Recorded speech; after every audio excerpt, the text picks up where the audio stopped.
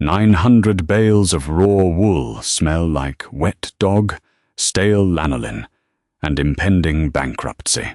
When the gates of the region's last commercial scouring mill chained shut, Harper didn't cry. She just stared at the mountain of rejected, dirt-caked fleece and realized nobody was coming to save her. The shearing shed was finally quiet, save for the wind rattling the corrugated tin roof. It was a hollow, mocking kind of quiet. Harper sat on an overturned plastic bucket, her boots sinking into a thin layer of greasy dust and sheep droppings that the broom had missed. In front of her, stacked in towering, suffocating rows, were 900 bales of wool.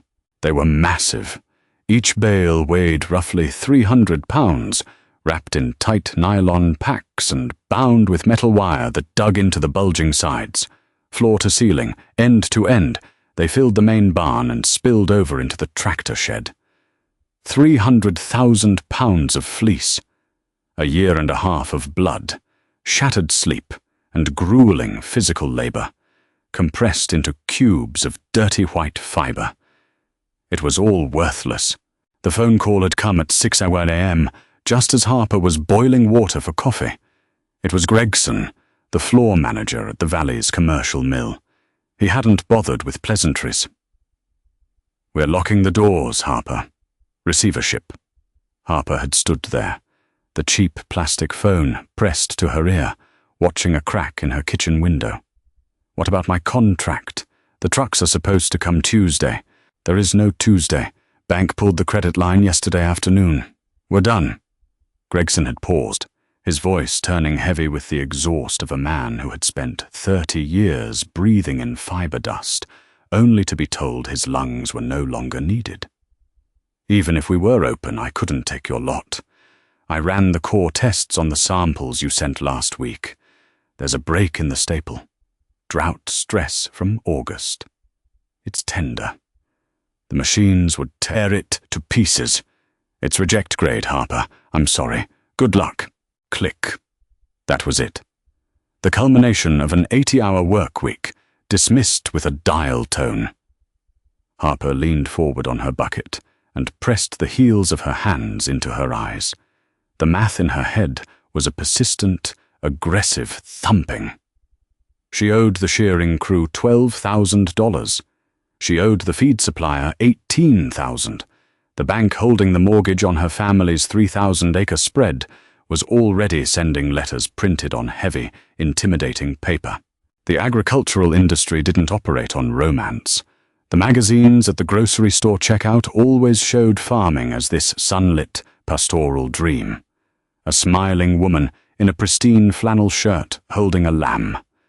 Harper wore a Carhartt jacket, permanently stained with iodine and engine grease, and her hands looked like they belonged to a prize fighter. Margins were razor thin on a good day. You survived by volume and ruthless efficiency. When the volume suddenly had no market, you didn't just lose money, you lost the farm. She stood up and walked over to the nearest bale. She pulled a pocket knife from her jeans, sliced a small opening in the nylon, and dug her fingers into the densely packed wool. It was greasy. Lanolin coated her skin instantly, a thick, waxy barrier. She pulled out a small lock of fiber. It was Rambouillet Cross. Normally, it was prized for its fine crimp and softness, destined for high-end suiting or expensive base layers. She held the lock of wool between her thumbs and forefingers and gave it a sharp tug. Snap. It broke right in the middle. Gregson was right. The drought last summer had starved the sheep of nutrients for just a few weeks, but that was enough. The stress manifested as a weak point in the fiber's growth. In the harsh, high-speed teeth of an industrial carding machine, this wool would disintegrate into useless fuzz. Commercial buyers wouldn't touch it. Synthetic polyester fleece from overseas was cheaper, uniform, and didn't require a prayer for rain. "Hey," Harper turned. Her neighbor Boyd was standing in the doorway of the shed. He was a man made entirely of sharp angles and leather-tough skin, having lost his own dairy operation 3 years prior to corporate consolidation. Now he scraped by, fixing diesel engines and running a few beef cattle. "Heard about the mill?" Boyd said, his voice flat. He didn't offer pity. Pity was useless out here. Pity didn't pay the diesel bill. "Yeah," Harper said, tossing the broken lock of wool onto the dirt floor. Boyd looked at the monolithic walls of Bales. "What's the play? You gonna try to truck it out of state? Freight costs will eat you alive." "Can't. It's tender. Staple break." Boyd whistled low. A staple break on the entire clip was a death sentence. "So it's garbage." "It's not garbage," Harper snapped, the sudden defense surprising even herself. "It's good wool.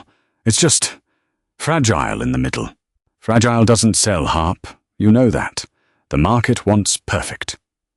Boyd walked over, kicking the bottom of a bale with the steel toe of his boot. "You got insurance on this barn?" Harper stared at him. The implication hung in the dusty air, heavy and sharp. "Lightning storms roll through here pretty fierce in the spring," Boyd continued, looking at the ceiling. "Sometimes a strike hits a corrugated roof just right. Sparks fly.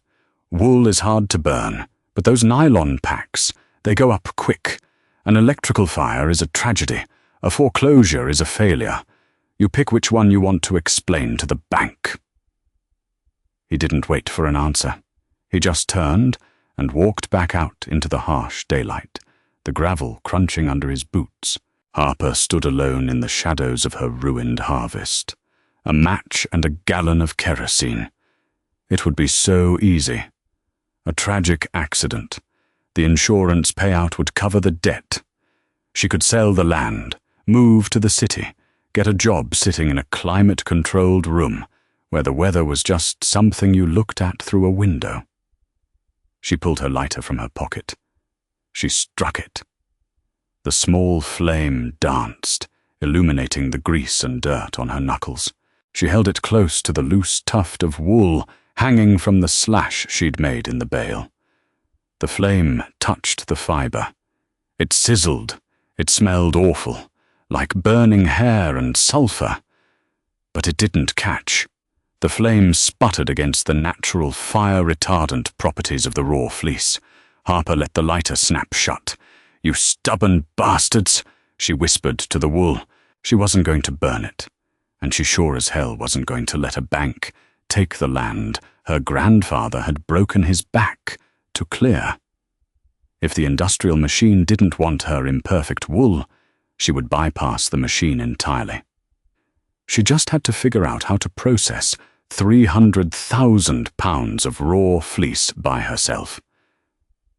Despair is exhausting, but anger is a remarkable fuel. Harper spent the next 3 days in front of a glowing laptop screen in her kitchen, surrounded by half-empty coffee mugs and crumpled sheets of legal paper. She researched everything. How did they process wool before massive commercial scouring trains? How do you bypass a staple break? If the wool couldn't be spun into thin, fine yarn for expensive sweaters, what could it be used for? The answer was crude, but it made sense. Heavy, dense, woolen-spun goods. If the fiber was broken up, it couldn't be combed perfectly parallel for a smooth finish. Worsted spun. But if it was jumbled together, carded into thick, chaotic webs, the weak points wouldn't matter as much. It would be coarse. It would be heavy. It would be practically indestructible. Blankets. Thick, heavy, camp blankets that weighed 5 pounds each and could keep a person warm in a blizzard. But there was a catch. You can't spin wool when it's caked in dirt, sweat and lanolin. It had to be washed, scoured, and doing that on a small scale was a nightmare.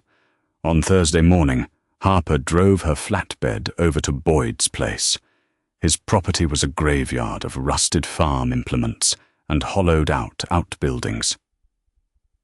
"I need your old dairy tanks," she said, leaning against the doorframe of his shop. Boyd slid out from under a combine header on a creeper, wiping grease from his forehead. "My bulk tanks? They've been sitting empty for 3 years. The agitators are shot. What do you want them for?" "I'm going to wash the wool." Boyd stared at her for a long, uncomfortable moment. He didn't laugh. He just looked deeply tired. "Harper, you have 900 bales. A commercial scouring plant uses 100,000 gallons of boiling water a day and a chemical line a mile long. You're going to wash it in my old milk vats?" "Yes." "You're out of your mind." "Probably. How much for the tanks?" By nightfall, Harper had 2 massive stainless steel dairy bulk tanks sitting on the concrete slab outside her shearing shed. She rigged them up to a heavy-duty propane water heater she salvaged from an old RV park and bought industrial-grade detergent by the barrel. Washing raw wool is not an art. It is brutal, unforgiving chemistry. Lanolin melts at around 105 degrees Fahrenheit. But to actually lift the heavy grease and dirt from the fiber, the water needs to be at least 140 degrees. If the water cools down while the grease is suspended in it, the lanolin redeposits onto the fiber, turning it into a sticky, immovable mess. Worse, if you agitate the wool while it's sitting in boiling hot water, the microscopic scales on the wool fibers interlock. They grab onto each other and refuse to let go. That is called felting. And once wool felts, it is ruined forever. Her first attempt was a catastrophe. Harper loaded 50 pounds of raw fleece into the vat, filled it with scalding water and detergent, and used a wooden boat oar to stir it. The smell was atrocious, a humid, suffocating cloud of wet sheep, ammonia, and chemical soap. Sweat poured down her face as she stirred, fighting the heavy resistance of the wet fiber.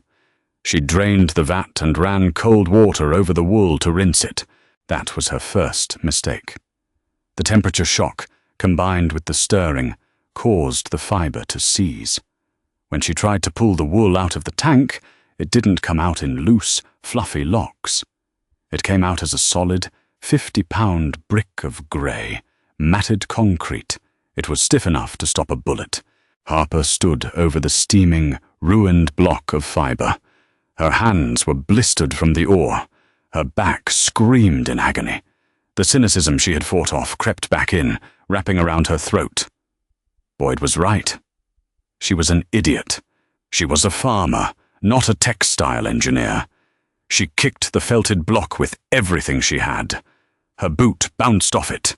She screamed, a ragged, raw sound that got swallowed by the vast, empty Montana sky. Then she sat down on the wet concrete, pulled out her phone, and started reading again. No agitation, no temperature shocks. She spent the next week refining the process. It was a punishing routine. Heat the water. Submerge the wool gently in mesh bags. Let it steep like the world's worst tea. Drain the filthy, black water. Refill with water of the exact same temperature. Repeat 3 times. Extract the water using a retrofitted centrifugal spinner she bought off a defunct commercial laundry service. Lay it out on wire racks to dry in the blazing summer sun. By the end of the month, her hands were cracked and raw from the hot water and detergent. Her shoulders ached permanently. But she had a system. More importantly, she had clean wool. It wasn't bleached white like the factory stuff. It was a creamy, natural ivory. It still held a faint, earthy scent of the pasture. It wasn't perfect, but it was real. Harper packed the clean, scoured wool into bags and loaded them into her truck. She drove 300 miles across state lines to a small, independent spinning mill she had found on an obscure online forum. The owner, a grumpy octogenarian named Miller, looked at her washed fleece. "It's coarse," Miller rasped, running a practiced hand over the fiber. "Staple is broken. I can't draft this thin." "I don't want thin," Harper said. "I want heavy. I want blankets that feel like armor. Can you spin it thick and weave it tight?" Miller adjusted his glasses. "It'll cost you, up front." Harper handed him a cashier's check for the last $8,000 in her farm's operating account.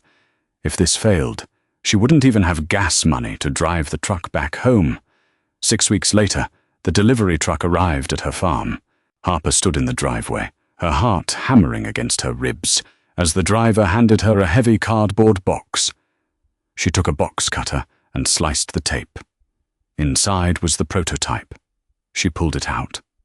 It was heavy. My God, it was heavy. A king-sized blanket, woven in a simple, utilitarian twill pattern. The color was a deep, natural gray.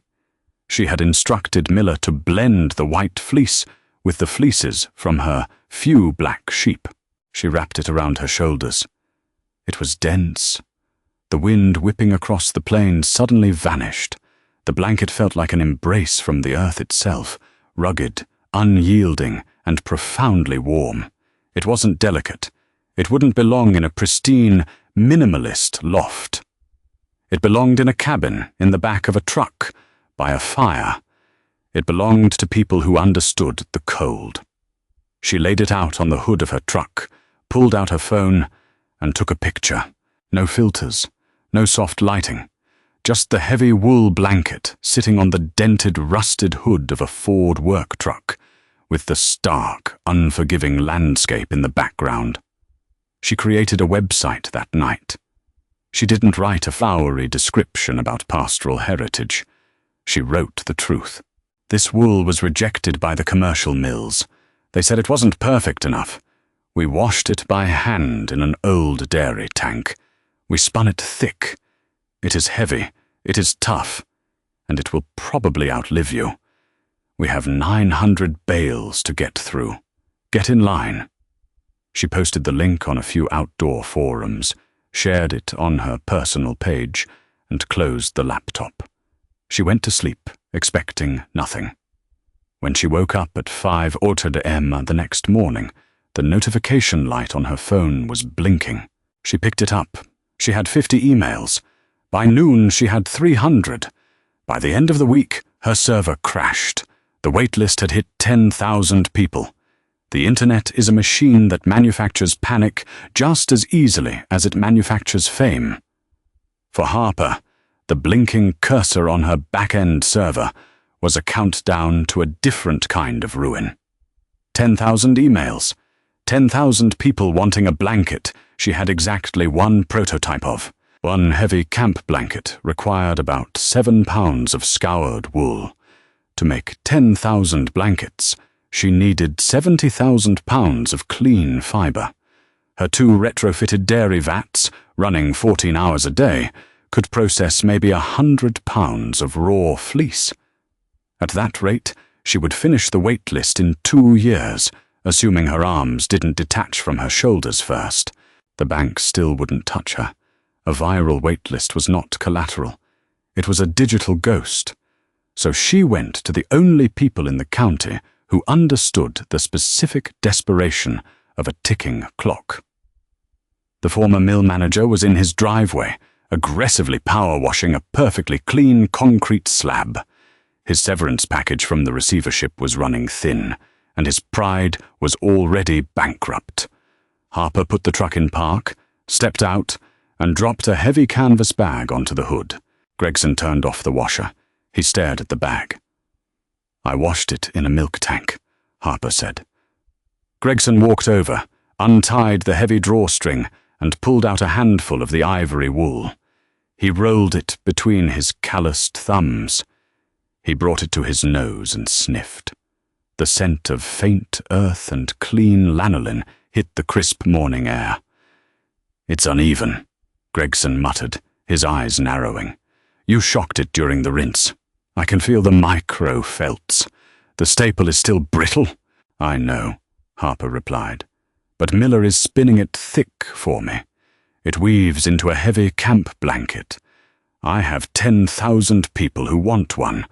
I need to scour 70,000 pounds of it before November, and I can't do it with a wooden boat oar." Gregson dropped the wool back into the bag. He looked at her, the lines around his eyes deepening. "You want to build a wash line?" "I want to build a wash line." 3 days later, Boyd's scrapyard became the staging ground for the ugliest industrial operation in the state. Harper, Boyd, and Gregson scavenged everything that wasn't bolted down. They found 3 more commercial dairy vats at an abandoned cheese processing facility across the county line. Gregson, pulling from 30 years of mechanical muscle memory, fabricated a series of automated lifting cages using old winch motors and reinforced steel mesh. They didn't have a massive boiler, so they daisy-chained 4 commercial water heaters together. It was a terrifying plumbing disaster, held together by Teflon tape, industrial sealant, and pure spite. They hired 6 guys from the defunct mill. She met them at a local diner, sliding envelopes of cash across the sticky Formica tables. They didn't ask questions about business licenses or occupational safety. They only asked what time they needed to show up.